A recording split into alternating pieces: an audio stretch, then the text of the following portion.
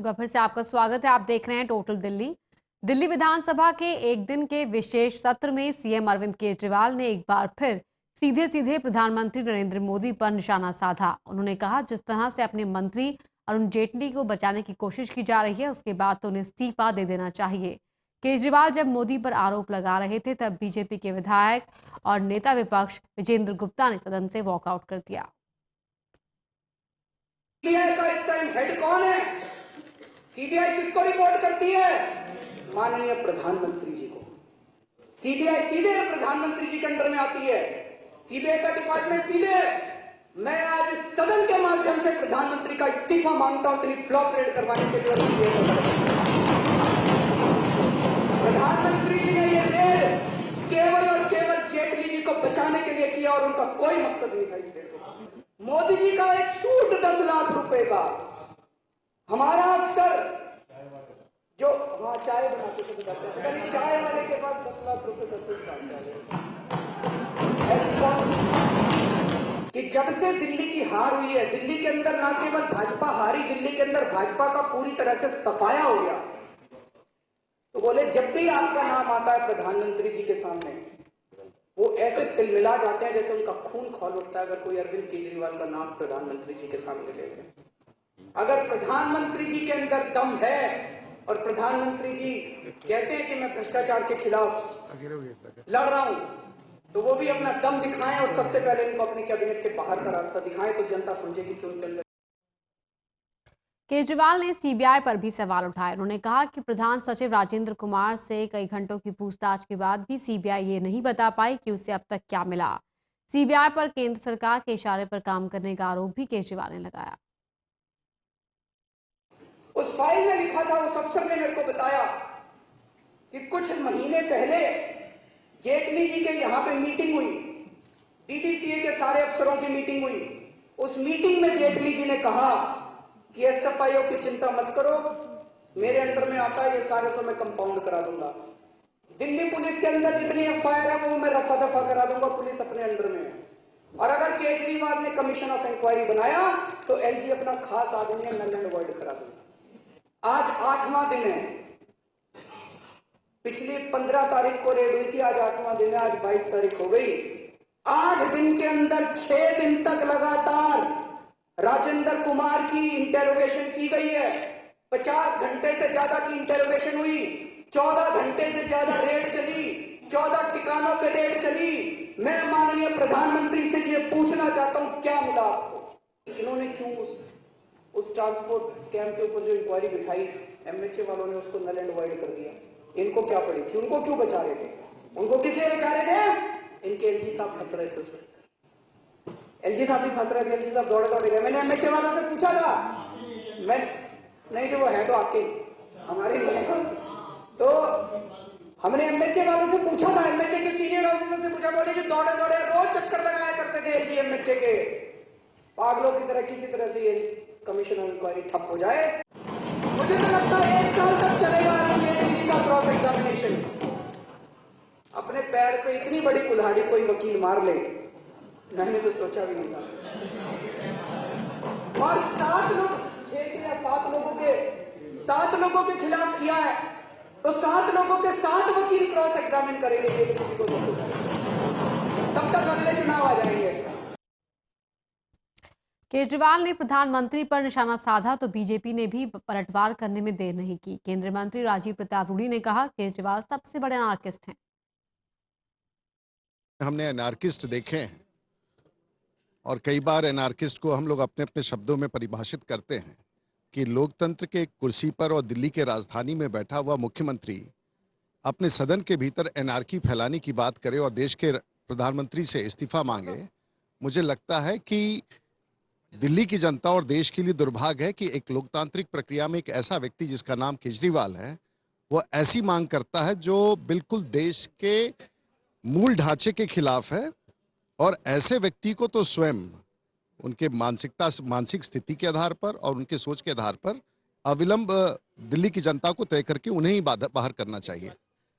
दिल्ली के मुख्यमंत्री सारी मर्यादाएं, सारी संवैधानिक मान्यताएं उसको ध्वस्त कर रहे हैं। अब विधानसभा को यह अधिकार नहीं है कि इस प्रकार के भाषा का प्रयोग करे और प्रधानमंत्री जैसे व्यक्ति को इस ढंग से त्याग पद देने की मांग करे। ये तो संवैधानिक संस्थाओं को अवमूल्यित करने का कार्य हो रहा है। दिल्ली के अंदर इनसे झूठा, दिल्ली के अंदर भ्रष्टाचार को दबाने वाला, भ्रष्टाचार का पर्याय बनने वाला एक अलग तरह के मुख्यमंत्री दिल्ली को मिले हैं, जो लगातार केवल हंगामा खड़ा करना उनका मकसद है, ना कुछ दिल्ली के लिए काम करना। 10 महीने के अंदर दिल्ली 10 साल पीछे हो गई। भ्रष्टाचार में जिस प्रकार से इनके अधिकारी लिप्त हैं, जिस प्रकार से भ्रष्टाचार में इनके विधायक लिप्त हैं, जिस प्रकार से ये भ्रष्टाचार को बढ़ावा दे रहे हैं, अब जब भ्रष्टाचार में पकड़े गए हैं, केंद्र सरकार तो एक बहाना है। इनका मकसद हर हालत में राजेंद्र कुमार को बचाना है और राजेंद्र कुमार को ये बचाना चाहते हैं। सर ये झूठ बोल रहे हैं, इनकी सारी बुनियाद झूठ पे है। चुनाव से पहले, चुनाव के बाद, चुनावी वायदे, अब काम करने का तरीका, तो ये जब जहां मौका मिलता है उस बात को ये ले लेते हैं। इन्हें कोई पकड़ने वाला नहीं है। रोजमर्रा लड़ाई का मैदान इनका शुरू हो जाता है। हर वक्त किसी न किसी मुद्दे को लेकर इन्हें सींग फंसाने हैं। तो मुझे लगता है ये कोई सियासी पार्टी है, ये तो एक तमाशबीन लोग हैं। तो इसलिए झूठ पकड़ा गया। अब उनका खुद ही इन्होंने बहुत जोर जोर से कहा था कि मेरे दफ्तर में रेड पड़ी है। तो आज अगर ये चीज सामने, राज्यसभा में जुवेनाइल जस्टिस बिल पास कर दिया गया। इस बिल में जघन्य अपराधों के नाबालिग की उम्र सीमा 18 से घटाकर 16 साल कर दी गई। इससे पहले वोटिंग से पहले ही सीपीएम ने हाउस से वॉकआउट कर दिया। चर्चा के दौरान कांग्रेस के सांसद गुलाम नबी आजाद ने कहा कि नाबालिग की उम्र को लेकर एक राय नहीं है, लेकिन इस बात का ध्यान रखने की जरूरत है कि अपराधी नाबालिगों का गलत इस्तेमाल भी कर सकते हैं। बिल राज्यसभा से पास कराने के लिए पेश किया गया। महिला एवं बाल विकास मंत्री मेनका गांधी ने कहा कि ये बोर्ड तय करेगा कि अपराध के वक्त नाबालिग की मानसिकता बालपन की थी या एक एडल्ट की।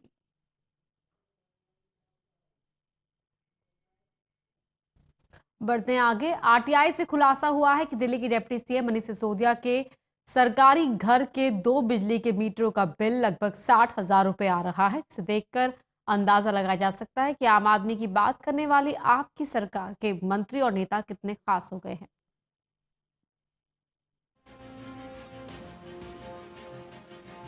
दिल्ली के उप मुख्यमंत्री मनीष सिसोदिया एक महीने में करीब 60,000 की बिजली फूंक रहे हैं।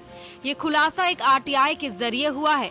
आरटीआई एक्टिविस्ट विवेक गर्ग ने एक आरटीआई डाली, जिसमें पूछा गया था कि उप मुख्यमंत्री के आवास पर कितने मीटर लगे हैं और उनका हर महीने कितना बिल आता है। आरटीआई के जवाब में ये जानकारी मिली कि मनीष सिसोदिया के घर का बिल करीब 1,44,000 से ज्यादा है, जो कि कुल 5 महीने का है। ये तो बात हुई 1 मीटर की। वहीं दूसरे मीटर की बात करें तो वहां भी करीब 30,000 रुपए की दर से उनका बिजली का बिल आ रहा है। जी 30,000 रुपए महीना 1 मीटर का है। अगर इनके घर पे 2 मीटर लगे हुए हैं तो दोनों मीटर का जो बिल है एवरेजली तकरीबन 60,000 रुपए महीने के आसपास आ रहा है। तो ये एक बड़ा चौंकाने वाला है कि 60,000 रुपए महीने का बिल एक उप मुख्यमंत्री के घर का, और वो भी इसमें 1-2 बिल तो ऐसे हैं जो सर्दियों के बिल है, जब एसी भी नहीं चलते हैं तब की ये हालत है। तो इट्स वेरी शेमफुल।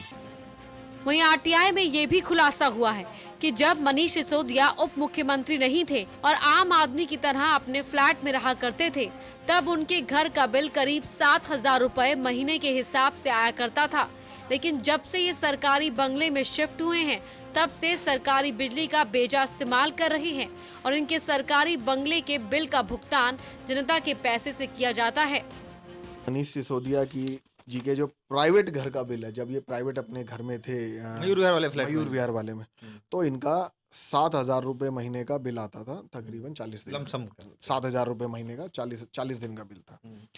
और अब जब से ये सरकारी घर में शिफ्ट हुए हैं पुराना किला रोड पे शीला दीक्षित के पुराने मकान में, तो इनका जो 2 मीटर का बिल है महीने का करीब 60,000 रुपए महीना आ रहा है। यानी अपनी जेब से जब जा रहा था तो 7,000 रुपए के करीब था, और जैसे ही ये सरकारी घर में आए तो वो 60,000 रुपए महीने का करीब का बिल हो गया। तो इससे पता लगता है कि जनता के पैसे का मनीष सिसोदिया जी या केजरीवाल के और मंत्री किस हद तक दुरुपयोग कर रहे हैं, किस हद तक उसका पैसे की जनता की बर्बादी है। इधर एक तरफ जनता को भारी भरकम बिल अपनी जेब से दे रहे हैं और मनीष सिसोदिया जी के बिल जनता अपनी गाड़ी कमाई से भर रही है। इससे पहले केजरीवाल के बंगले का बिल भी लाखों में आया था और उस पर काफी हंगामा हुआ था।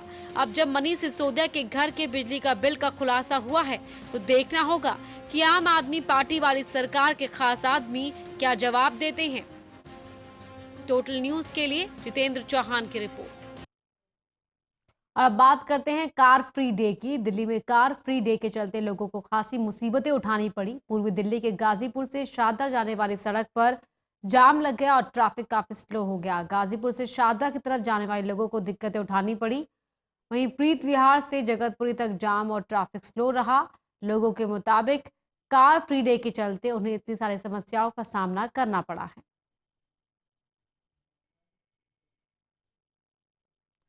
वहीं दिल्ली में लक्ष्मीनगर से कड़कड़ी मोड़ तक कार फ्री डे मनाया गया। ट्रांसपोर्ट मंत्री गोपाल राय से खास बात की हमारे सहयोगी ललित ने। दिल्ली में आज तीसरा कार फ्री डे मनाया गया जो कि कड़कड़ी मोड़ से विकास मार्ग में मनाया जा रहा है। मेरे साथ मौजूद है परिवहन मंत्री गोपाल राय। उन्हीं से पूछते हैं कि कैसी सफलता और कितनी क्या कुछ देखने को मिल रहा है। सर, ये तीसरा कार फ्री डे है और पहले से तीसरे में काफी बदलाव कर दिए गए हैं, तो कैसा, क्या ठंड के माहौल में कैसा देखने को मिल रहा है? इस ठंड के माहौल में इतनी बड़ी तादाद में पूर्वी दिल्ली के लोग इस कार फ्री डे में शामिल हुए हैं और आज का ये कार फ्री डे काफी महत्व है क्योंकि आज वर्किंग डे है और वर्किंग डे में इतने लोगों का समर्थन हमें लग रहा है कि दिल्ली के लोग प्रदूषण के खिलाफ खड़े हो रहे हैं और आगामी दिनों में जो 1 तारीख से 15 तारीख तक ऑड इवन कैंपेन शुरू होने वाला है उसमें लोग सहयोग काफी करेंगे। आज आप लोग पूछो ऐप भी लॉन्च करने जा रहे हैं, क्या है ये ऐप और कितनी सुविधा मिलेगी इससे दिल्ली वालों को? देखिए, दिल्ली के अंदर अभी हम लोग जितने ऑटो हैं और जो टैक्सियां हैं जो सीएनजी से चलती हैं जीपीएस सिस्टम से, उनको हम लोग इस ऐप पूछो ऐप पर ला रहे हैं। जो अब दिल्ली के लोग इस पूछो ऐप को गूगल प्ले से डाउनलोड करके और वो ऑटो को अपने स्थान पर बुला सकते हैं जिससे कि उनको सुविधा मिल सके, कनेक्टिविटी मिल जाएगी निश्चित रूप से। अच्छा, अगला कार फ्री डे कहाँ मनाने जा रहे हैं? ये अभी 10 बजे अनाउंस करेंगे। अच्छा, एक आखिरी सवाल मेरा आपसे यह है कि 1 तारीख से लेकर 15 तारीख तक आपने ऑड इवन फॉर्मूला लागू करने का फैसला किया है, उसको लेकर क्या क्या तैयारियां करेंगे? इसके लिए तैयारियां काफी चल रही हैं और 24 तारीख को ये पूरा अनाउंसमेंट किया जाएगा। तो कुल मिलाकर गोपाल राय बता रहे हैं कि उनका कार फ्री डे पर तो ध्यान है, साथ में पूछो ऐप भी लॉन्च कर दिया जाएगा आज और पूछो ऐप भी लॉन्च करने के बाद आपको घर में ही ऑटो मिल पाएगा। कैमरा पर्सन शूरवीर के साथ Lalit Narayan Katpal, total. Car free day का यूथ कांग्रेस ने विरोध किया है। निर्भया के दोषी नाबालिग की रिहाई का विरोध कर रहे यूथ कांग्रेस के कार्यकर्ताओं का कहना है कि दिल्ली को कार फ्री नहीं रेप फ्री शहर बनाने की सख्त जरूरत है।